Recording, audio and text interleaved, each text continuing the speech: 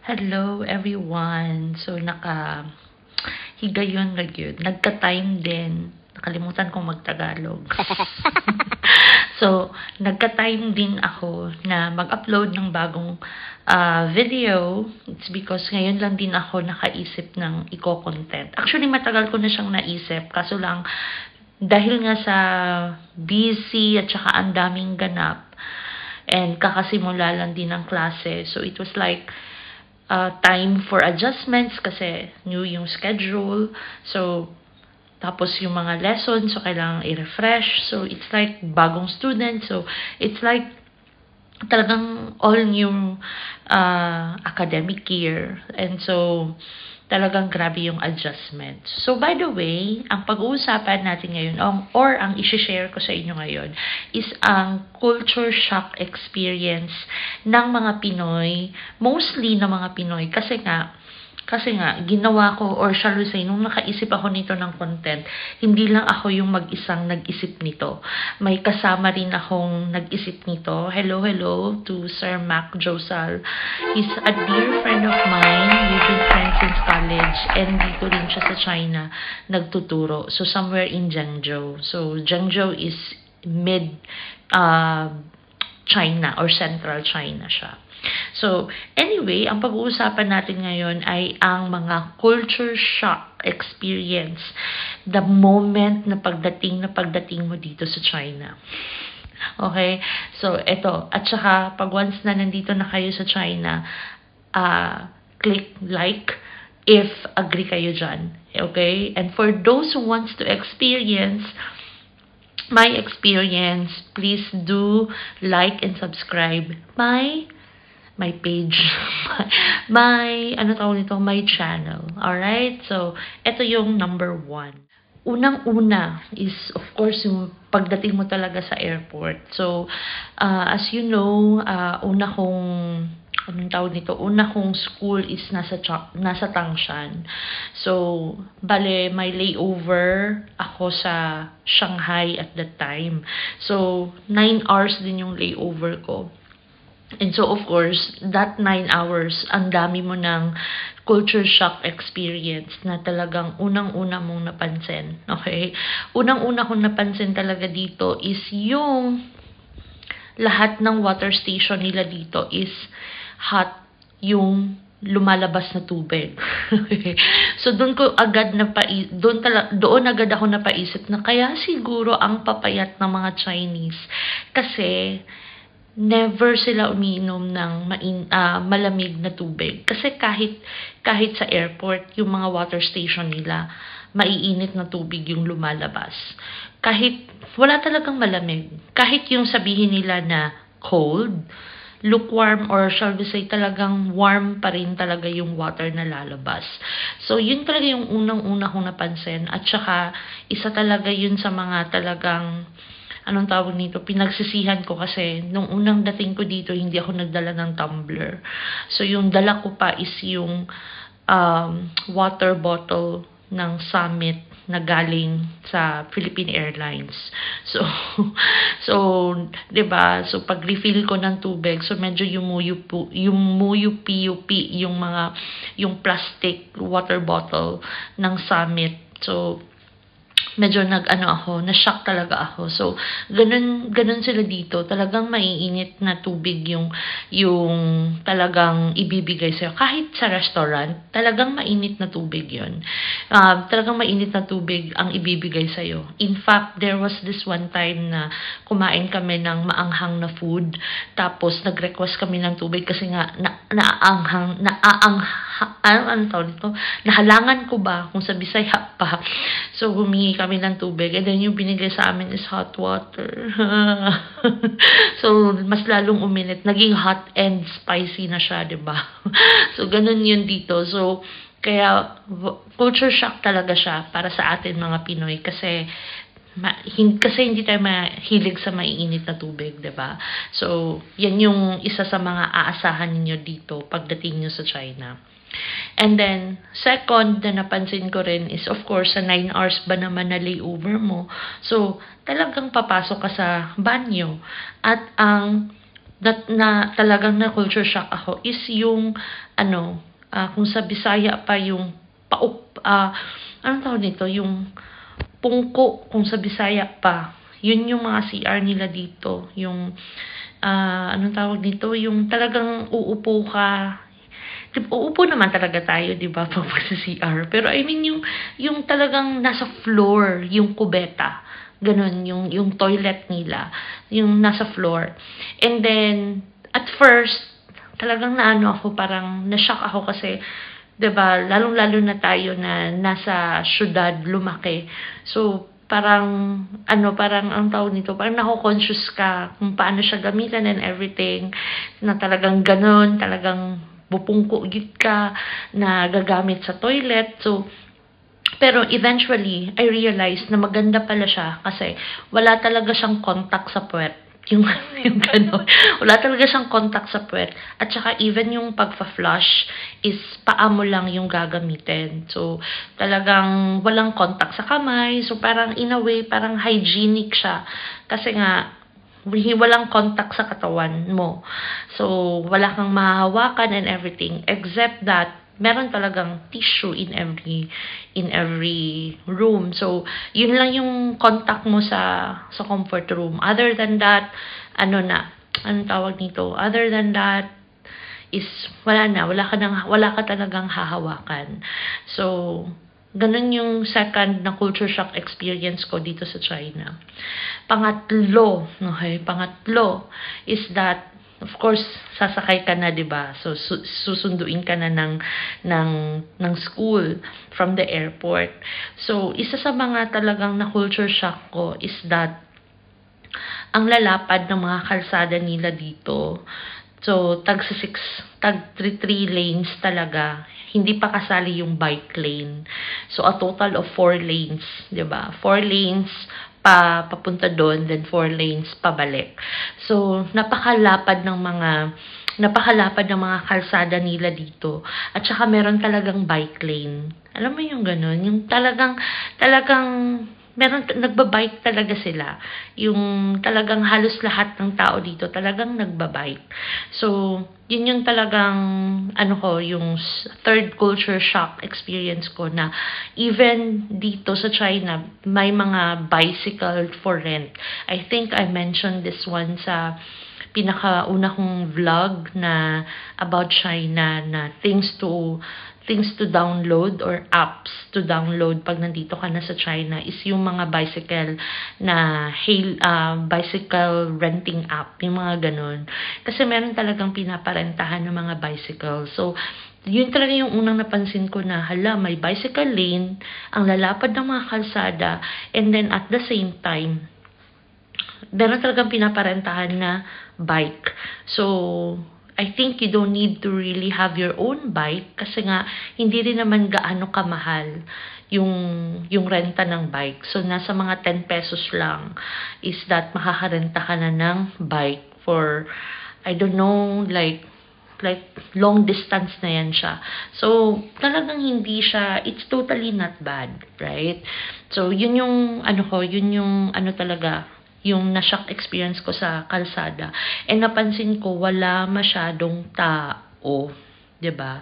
Wala masyadong tao. I was wondering, kasi nga, ang daming, like, imagine, 1.3 billion, pero bakit wala masyadong tao na makikita mo sa labas ng kalsada? Yun ay dahil nasa baba sila. Hindi traffic, yung alam niyo yung ganun. 'Di ba? Sa Maynila, nako Diyos ko, hindi pa nga tayo umaabot ng milyon, 'di ba? Pero ang grabe yung traffic, 'di ba?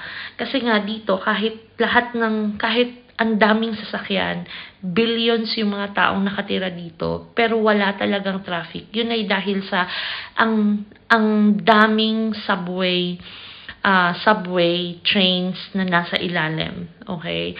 So, yung mga tao talagang nandun sa ilalim. Okay? So, masakay ng subway from one destination to another. So, kung ano naman sa taas, talagang sa kalsada, wala ka talagang taong makikita.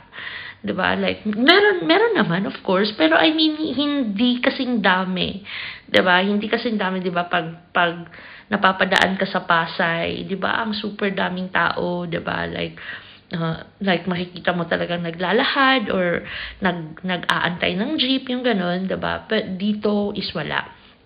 'Di ba? So talagang ano sila, systematic, kumbaga in terms of traffic, and then hindi ka talaga, isa din sa mga napansin ko is that wala masyadong banggaan na nangyayari.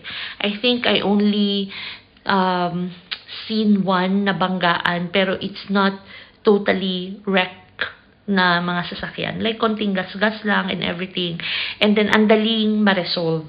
So, wala talagang disgrasya dito. Like, lahat ng mga drivers dito are very careful. Though, of course, meron naman talagang mga hindi disiplinadong mga driver kahit saan. Siguro, universal na ang pagiging hindi disiplinado, di ba? Hindi lang sa Pilipinas, hindi lang dito sa China, but it's all over the world. Meron talagang mga drivers na hindi disiplinado, pero you seldom see people or you seldom see accidents na nangyayari dito sa China kasi nga they are very careful na mga drivers. So ano talaga sila, like left and right tingin, so ganon sila dito. So wag kayong ma-shock, okay?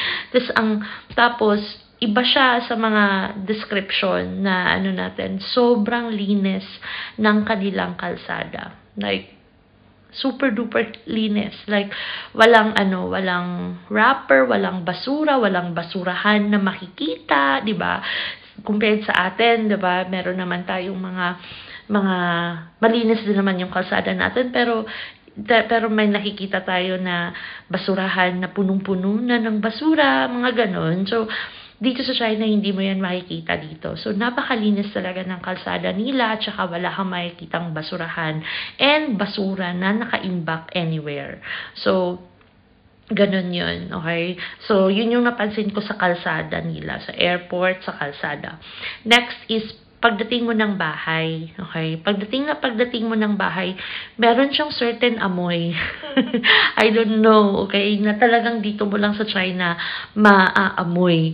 Hindi naman siya mabaho, pero parang siguro pintura or ano ba, I don't know, ang hirap siyang i-describe. Okay, meron talaga siyang certain amoy. And then, isa sa mga pinaka-amazing is that wala ka talagang langgam na makikita.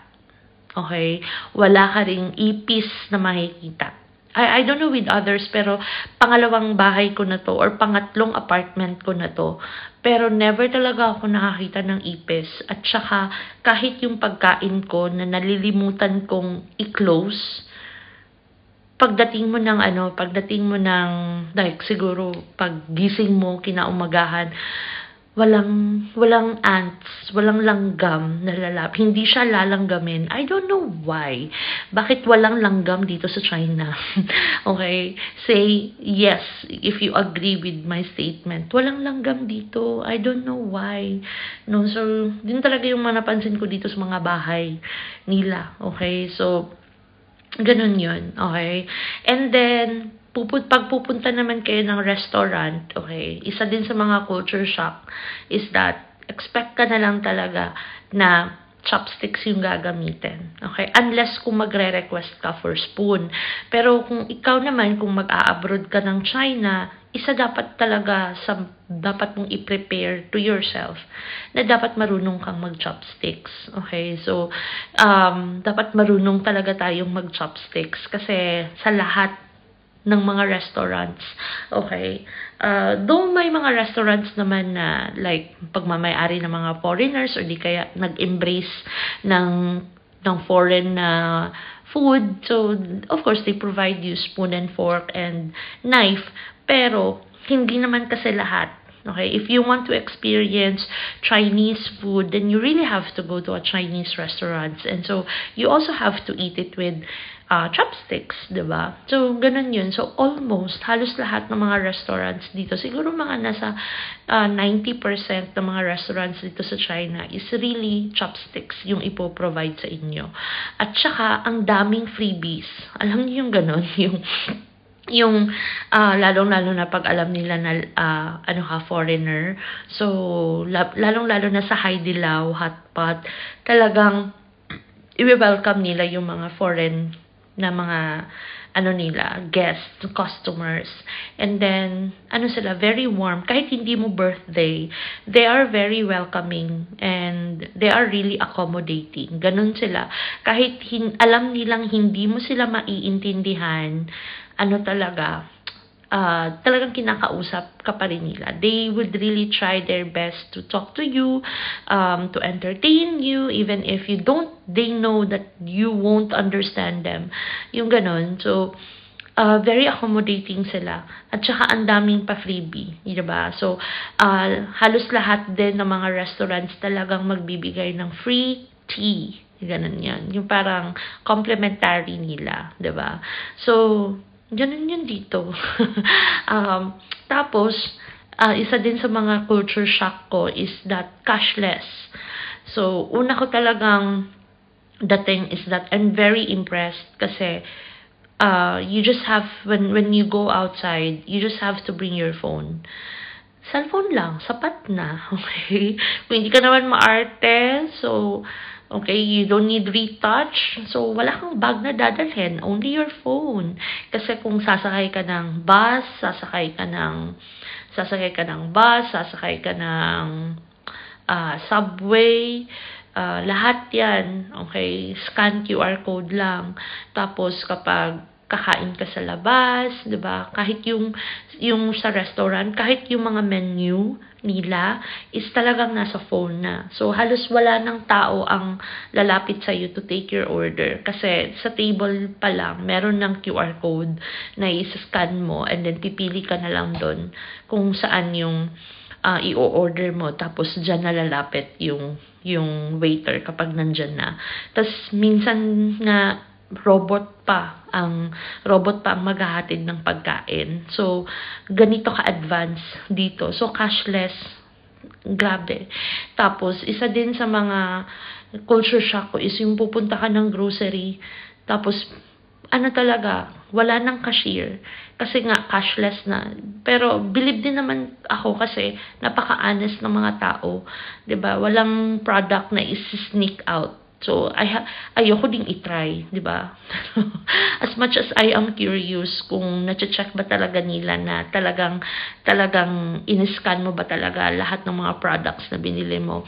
I was wondering that, pero ayoko ding itry. So, ganun yun. So, even sa grocery, meron na lang siyang, meron na lang siyang, doon, tapos scanner na doon mo i-scan lahat and then i-scan mo lang din yung phone mo kasi nasa phone mo rin yung QR code para mabayaran mo. So, tapos wala silang plastic na ipoprovide sa inyo. Unlike sa natin dyan, 'di ba, sa mga groceries natin, 'di ba? Mayroong packer, mayroong cashier, tapos ipapack yung mga pinambili natin, tapos mayroong plastic na ibibigay. Hindi. Dito is that you have to bring your own container, you have to bring your own paper bag kasi doon mo ilalagay lahat ng groceries mo. And then wala ring tao kasi ikaw din mismo yung mag-check out ng pinamili mo. So walang cashier, though meron din naman kasi mga oldies, mga senior citizens na hindi techie. So, nagbabayad pa rin sila ng cash. Pero kung ikaw, 'di ba, ikaw na medyo nagmamadali ka and ayaw mong pumila, tapos anong tawag nito? Tapos anyway, techie ka naman, alam mo paano gawin. So, you just have to scan your phone and to pay for it and to check out your item by yourself. So, ang dali lang, okay?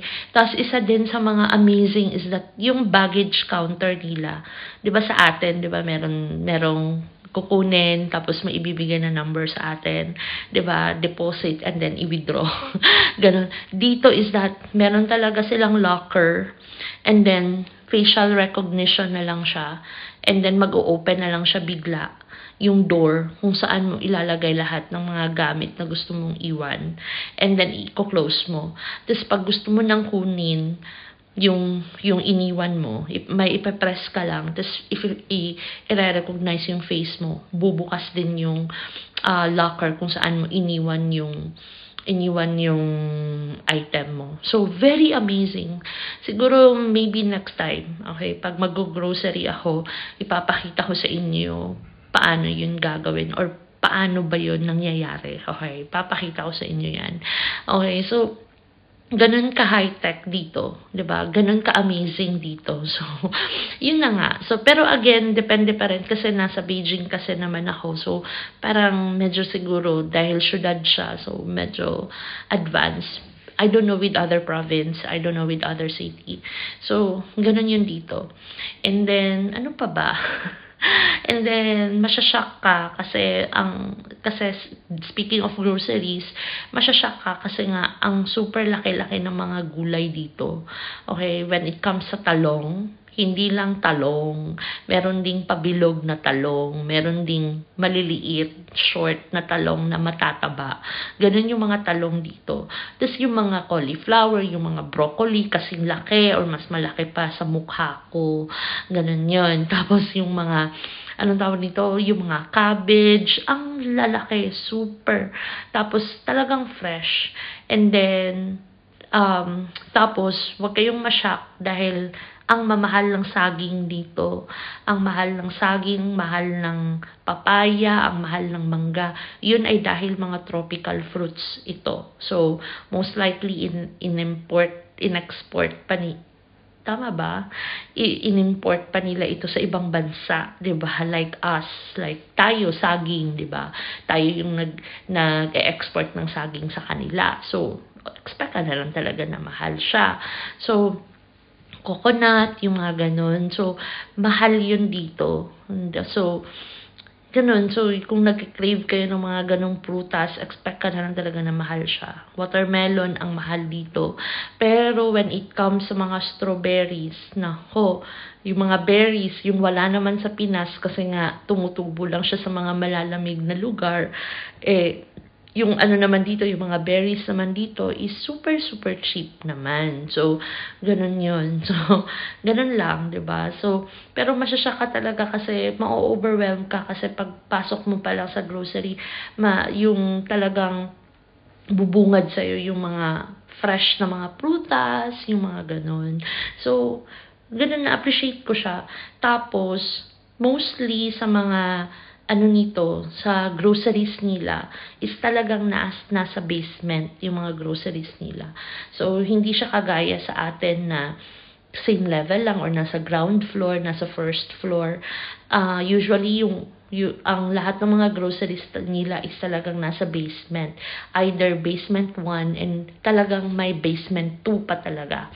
And then basement 3.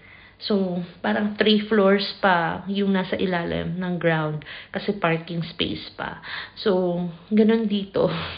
Talagang masyashock ka. Talagang, if you pupunta ka sa mall, tas magtataka ka, saan ba yung groceries nila?